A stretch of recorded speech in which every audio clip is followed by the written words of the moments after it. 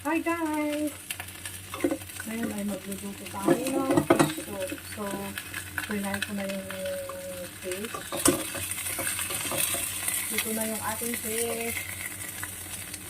Ang ating fish soup for tonight.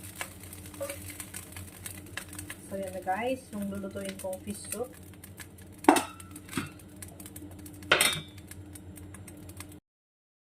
Tapos siya, lalagay natin yung oil. Pinagpritohan natin. Lalagay natin yung onion and ginger.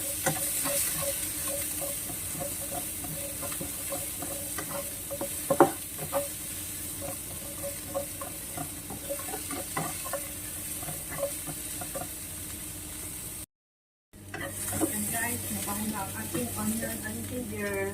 Lalagay natin ang kamatis. Lalagay na natin yung kamatis. Hanggang sa labas ng kanyang aroma.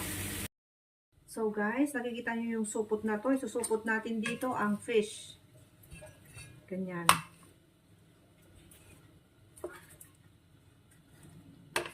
Supot natin lahat ang fish para hindi magkalat ang kanyang tinik. Ito na. Okay na yung ating fish. So, ilalagay na natin dito sa hot water. Ganyan.